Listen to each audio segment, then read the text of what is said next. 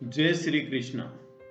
श्रीमद् भगवत गीता के तीसरे अध्याय का महात्म्य।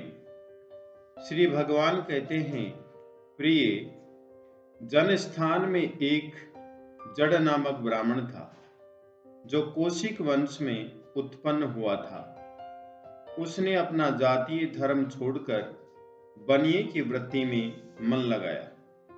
उसे पराई स्त्रियों के साथ व्यभिचार करने का व्यसन पड़ गया था। वह सदा जुआ खेलता, शराब पीता और शिकार खेलकर जीवों की हिंसा किया करता था। इसी प्रकार उसका समय बीतता था। धन नष्ट हो जाने पर वह व्यापार के लिए बहुत दूर उत्तर दिशा में चला गया। वहां से धन कमाकर घर की ओर लौटा। बहुत दूर तक का रास्ता उसने तय कर लिया था।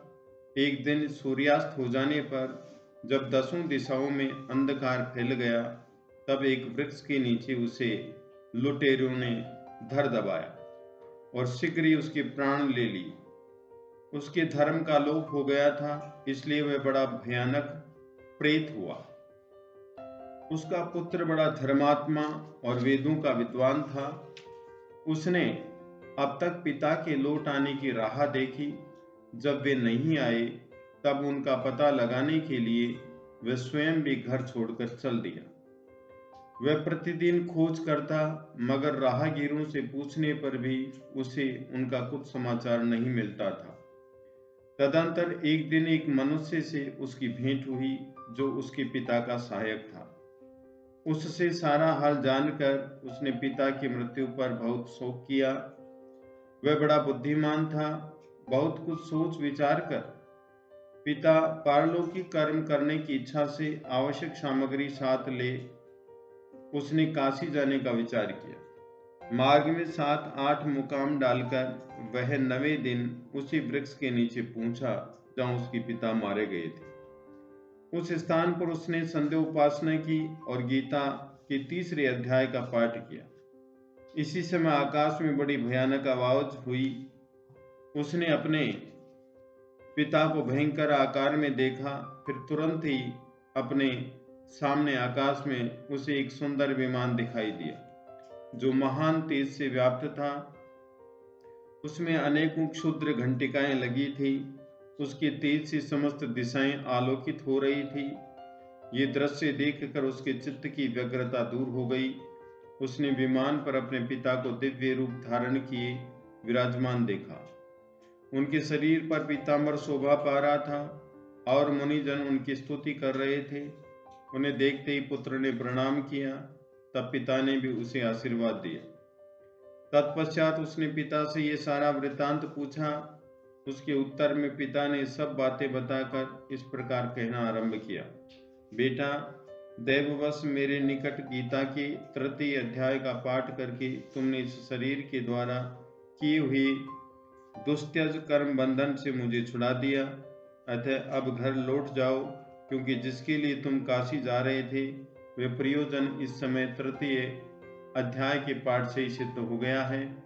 पिता के यूं कहने पर पुत्र ने पूछा, तात, मेरे हित का उपदेश दीजिए तथा और कोई कार्य जो मेरे लिए करने योग्य हो बतलाइए।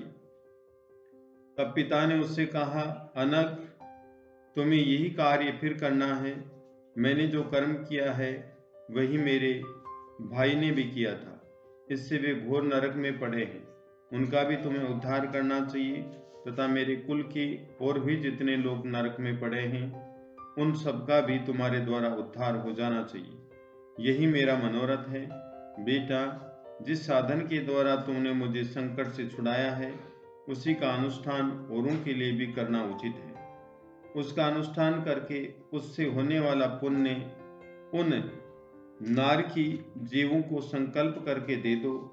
इससे वे समस्त पूर्वज मेरी ही तरह यातना से मुक्त हो स्वल्प काल में ही श्री विष्णु के परम पद को प्राप्त हो जाएंगे। पिता का यह संदेश सुनकर पुत्र ने कहा, तात, यदि ऐसी बात है और आपकी भी ऐसी ही रुचि है तो मैं समस्त नारकी जीवों का नरक से उद्धार कर दूंगा। ये सुनकर उसके पिता बोले, बेटा, एवं अस्तु, तुम्हारा कल्याण हो। मेरा अत्यंत प्रिय कार्य संपन्न हो गया। इस प्रकार पुत्र को आश्वासन देकर उसके पिता भगवान श्री विष्णु के परम धाम को चले गए। तत्पश्चात वह भी लौटकर जनस्थान में आया और परम सुंदर भगवान श्री कृष्ण के मंदिर में उनके समक्ष बैठकर पिता के आदेश अनुसार गीता के तीसरे अध्याय का पाठ करने लगा। उसने नारकी जीवों का उद्धार करने की इच्छा से गीता पाठ जनित सारा पुण्य संकल्प करके दे दिए। इसी बीच में भगवान विष्णु के दूत यातना भोगने वाले नारकी जीवों को छुड़ाने के लिए यमराज के पास गए। यमराज ने नाना प्रकार के सत्कारों से उनका पूजन किया और कुशल पूछी। वे बोले, धर्मराज, हम लोगों के लिए सब और आनंद ही आनंद है।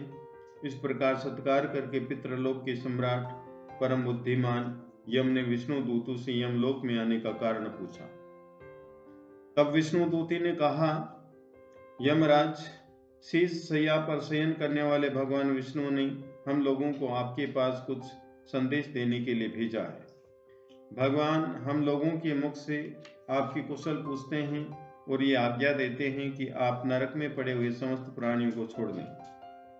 अमित तेजस्वी भगवान विष्णु का ये आदेश सुनकर यम ने मस्तक झुकाकर उसे स्वीकार किया और मन ही मन कुछ सोचा। तत्पश्चात मदोन्मत्त नारकी जीवों को नरक से मुक्त देखकर उनके साथ ही वे भगवान विष्णु के वास स्थान को चले। यमराज श्रेष्ठ विमान के द्वारा जहाँ क्षीर सागर है वहां जा पहुंचे। उसके भीतर कोटि कोटि सूर्यों के समान कांतिमान नील कमल दल के समान श्याम सुंदर लोकनाथ जगत गुरु श्री हरि का उन्होंने दर्शन किया। भगवान का तेज उनके सैया बने हुए शीशनाग की फणियों की मणियों के प्रकाश से दुगना हो रहा था। वे आनंद युक्त दिखाई दे रहे थे।